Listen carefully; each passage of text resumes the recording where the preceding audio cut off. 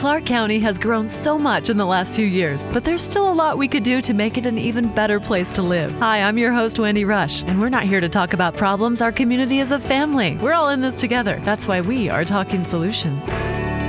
Hi, thanks for joining the show. We are talking today about the Cure for the Kids Foundation here in Las Vegas. I am on the phone with Rose Sarti. She is the Special Events and Donor Relations Manager, and Karen Iglesias, Vice President of Philanthropy for Cure for the Kids. Ladies, thanks for calling in. Thank you, Wendy. Thank you, Wendy. Of course, it's always a pleasure to talk with you, ladies, and I love Cure for the Kids Foundation here in Las Vegas. You're doing amazing things for our community. Before we talk about what you have coming up, let's start with helping our audience understand a little bit about Cure for the Kids Foundation and who you serve. Karen, you want to take that one? I'll go ahead with that, Wendy. And as you already know, we are Nevada's only 501c3 childhood cancer treatment center and facility for pediatric catastrophic diseases. We were founded in 2007 as a nonprofit organization, and true to the vision of our founders, we set out to create a legacy for our community, not just another business.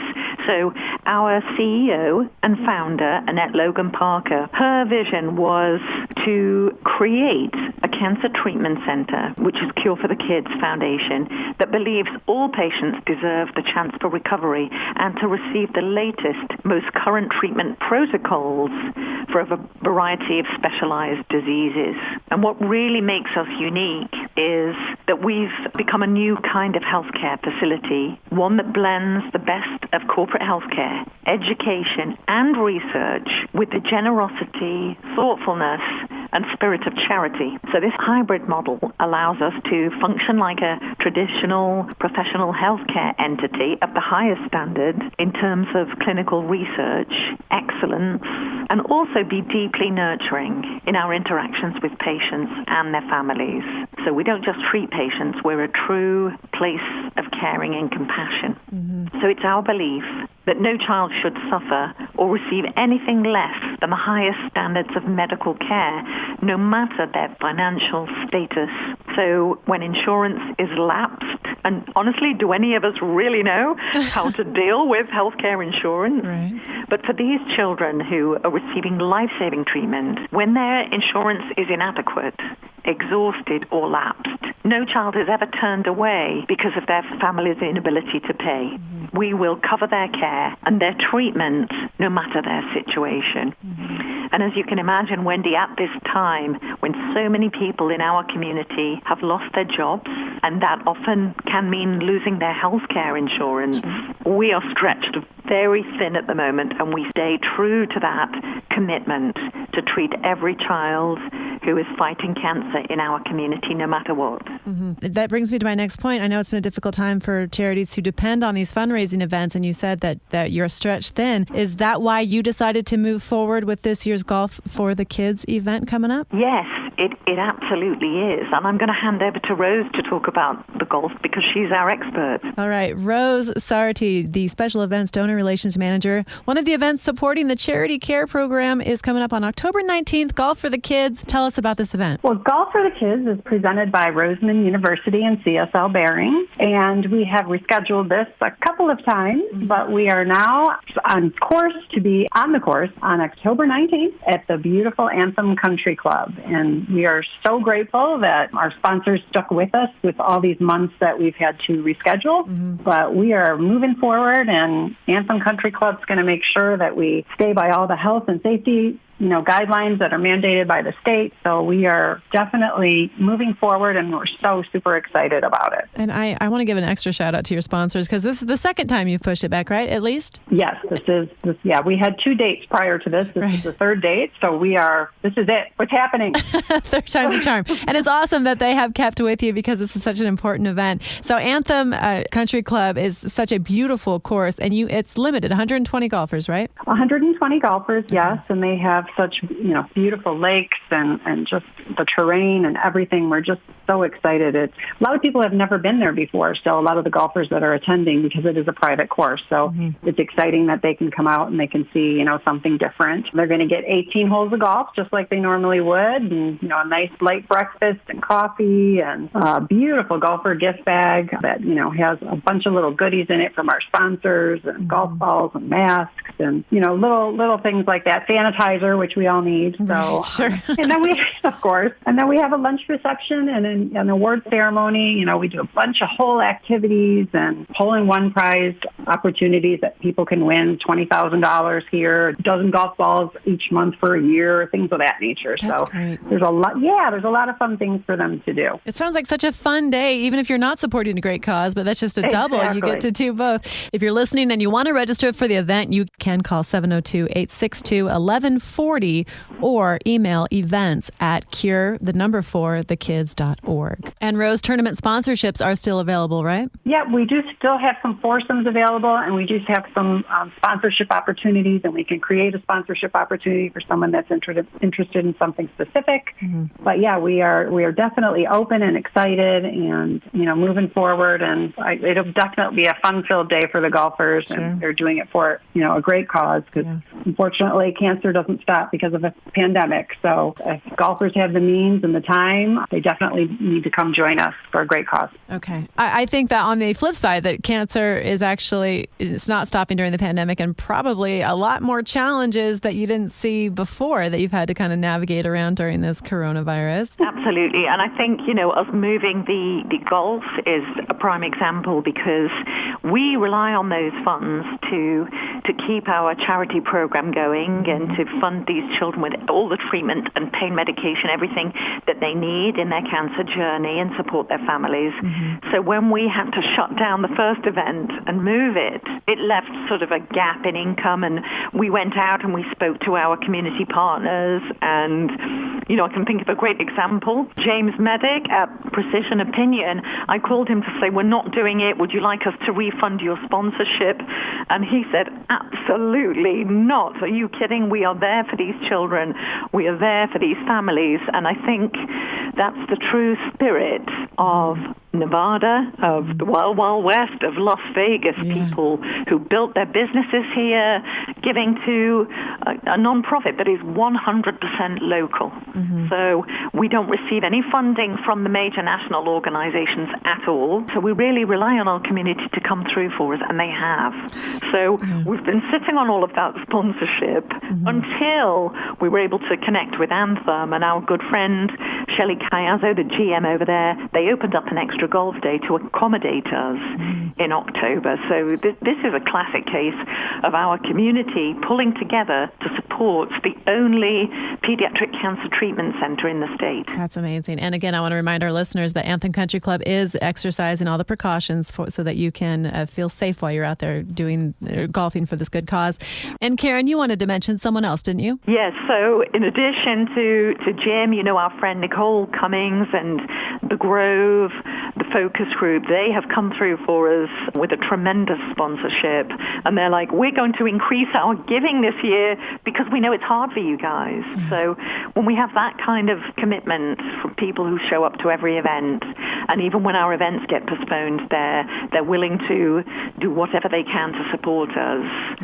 We feel truly humbled. Sure. And between October 1 and this pandemic, our community has been put to the test for the last couple of years. And it never ceases to amaze me how much our community members step up to help each other. That's very true. I mean, we had Nevada Contractors Association, our friends over there, multiple construction companies coming through and providing masks for us at a time when it was very hard to find the right protective equipment for not just our children who are in treatment, but our frontline healthcare workers.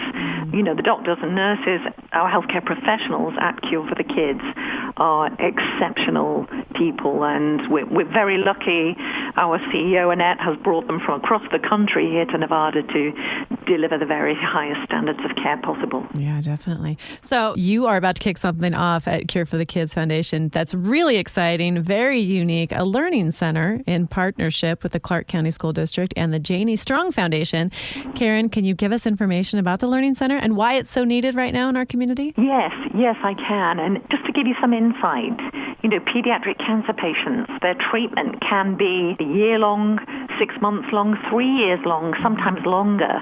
So our children don't just miss school for a week or a month. They can be out of school for years while they undergo their treatment. And the weekly doctor's appointments for blood tests, ongoing chemotherapies.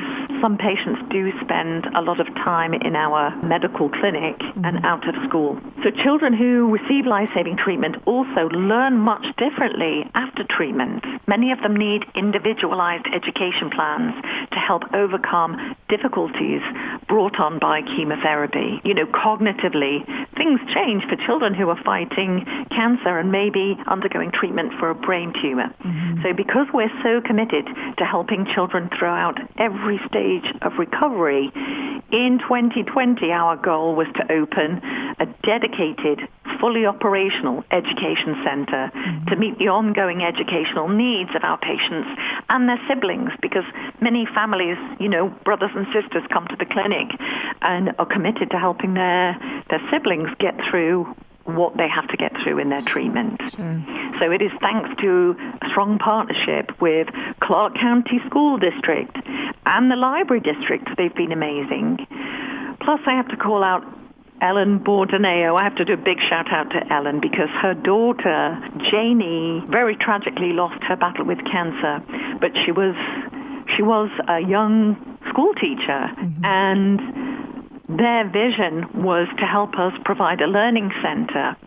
And then who else came through for us is the Andre Agassi Foundation for Education. They committed funding also which provided the seed money to build out the center, to provide facilities, purchase equipment, and now we are about to open the doors to the very first education center with the help of these very, very good individuals that I've mentioned. How exciting. And where is the clinic located? Well, we're located at 1 Breakthrough Way in Summerlin. That's where we're on the campus of Roseman University. Okay. So on the ground floor, you pass through our lobby, and on the ground floor there is Janie's classroom and the education center. And I'm so thrilled to announce we have just recruited our school teacher, Jennifer Morris.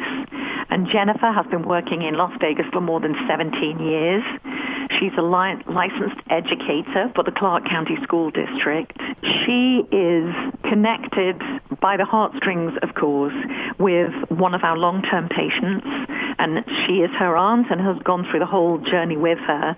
And we were introduced to her by the Clark County School District.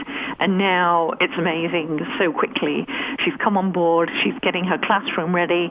She's reaching out by survey to all of our parents. Wow. And the work she's doing is just amazing. She's as qualified as a school principal, and she's dedicated herself to work with our patient in the future. Wow. Now, I don't know of any other clinic in the state that offers this kind of educational program, especially with how many of the outside the box things you have incorporated, the siblings, how the children have to learn differently well beyond their treatment. Can pretty confidently say there's not a clinic in the state that has the CCSD teacher who's going to be on site helping. Where did this idea come from? Who came up with this?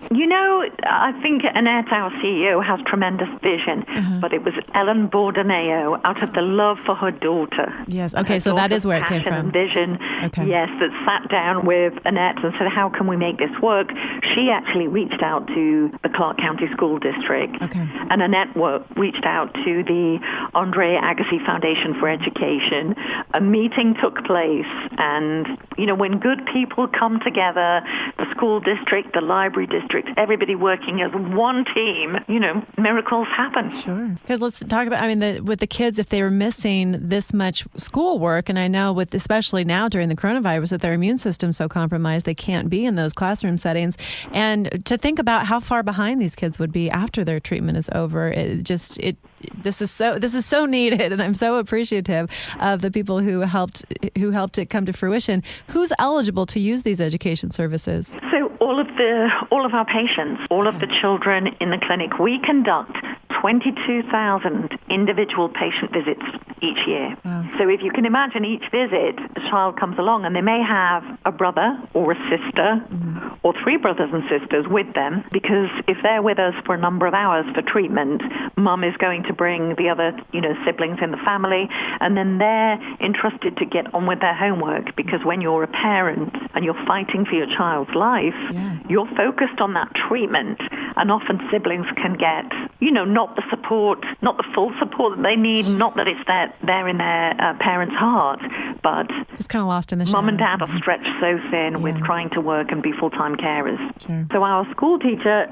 Jen is doing an amazing job, and we are currently out there ordering Chromebooks and iPads and a lot of computer equipment so that we can take the classroom from the ground floor actually up into the infusion suite and the waiting room, so that kids can check in and get their iPads and get help with their homework, or log in for a class with Jen downstairs in Janie's classroom. I want to say unfortunately, because we didn't foresee this coming, but these kids are kind of in good company with the distance learning this year. So that actually gives me hope that they're going to have a really positive experience, because their peers are all doing the same sort of Chromebook learning that they're doing now. Yeah, and Wendy, if I can use this analogy, you know how we're working from home at the moment, many of us, unfortunate to be so, but you can often feel quite isolated, can't you? Yeah, for sure.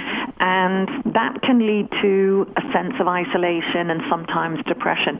Imagine our children when they work in isolation and they wear a mask for a year, 2 years, 3 years. So this program is really going to help them to stay connected with people on the same learning plan, their classmates at school, and their teacher. That is absolutely And if Jennifer Morris was my school teacher, I'd never have got out of 9th grade, because I would just love to be her pupil forever.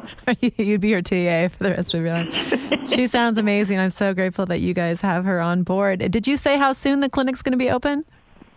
We're going to actually open the doors to the education center. Jen is now on site working with kids and working with parents, trying to figure out, how she can best support them. She's amazing. Oh, goodness. But we will open the doors to the education center on Thursday, September the 24th. Congratulations. That is coming up. So because you're so stretched thin, I know there's other ways besides this golf tournament that our community can help the Cure for the Kids Foundation. You have a new Text to Give campaign.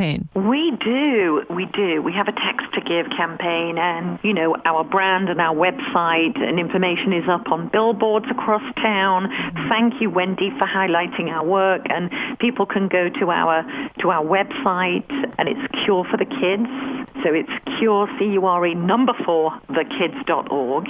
You can go to the website and give. We have a wish list there. You can select us if you buy online at Amazon. There's Smiles campaign. We benefit from that. But you can make a gift online, and you can see exactly what your gift is going to fund and what you're going to give to. Oh, that's important. At the moment, we need baby wipes.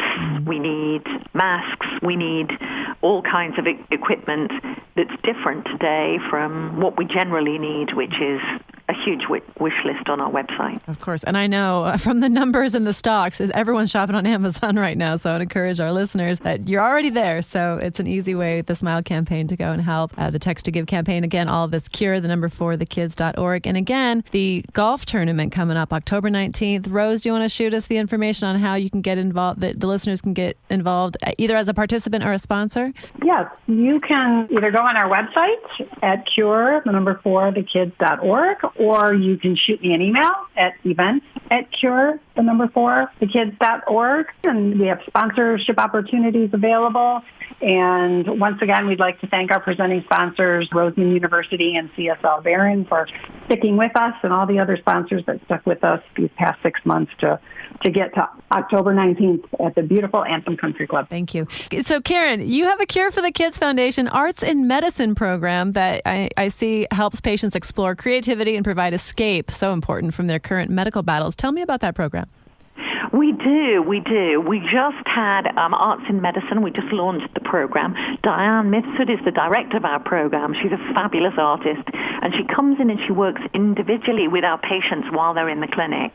So if you're there and you're receiving 4 or 5 hours of chemotherapy, especially the little ones, they need something to do. And the artwork that's been coming out of there is stunning. Way better than I could do, way better. But, to highlight, some of our patients are very young. We treat patients from 0 to 22 years old.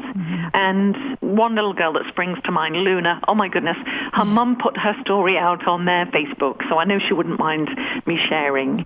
But Luna was diagnosed when she was very, very young, just 4 years old, and her mum at that time lost her job. And she didn't know what she was going to do, and she scrambled to find another job as quickly as possible. But it was 3 months before she would qualify for her new insurance. So at the time, the clinic took care of all of her medical costs and treatment. And her mum has been a dedicated supporter of the organization ever since. That's awesome. So for children like Luna coming to us for years for treatment, the fact that, her mum can sit back and relax, and Luna can sit down with Diane and create a beautiful drawing or painting with the colors that she loves. And we have much of that work framed, and although the children take their work home, there's a few pieces that they've given to us as a thank you, and they're going to be available either on our online auction or at the golf auction on Thursday, October the 19th. That's amazing. I was just about to say you should have the kids autograph those and put them up for auction. Then they do, yeah. You're on top of that. That's amazing. Well, you are doing such great things over at Cure for the Kids Foundation, and in such a way that it's obvious that you have taken so much time to just get every little detail covered so that these kids have the best chance with what that they're struggling with and their families are struggling with. And I'm just so grateful for not only your organization, but for you ladies for taking the time to call in. So thank you. Thank you, Wendy, so much. You've long been a supporter of ours, and we're very, very grateful. And we're both big fans. Oh, thank you so much, Wendy. You're very welcome. And I'm fans of you as well. And I will always be a long-term supporter for you guys. Rose Sarti and Karen Iglesias, thanks for calling in. Have a great day. Have a great day. Thank you. Thank you. Talking Solutions is a production of Beasley Media Group. For a podcast of this show and related links, visit the Talking Solutions page at KDWN.com.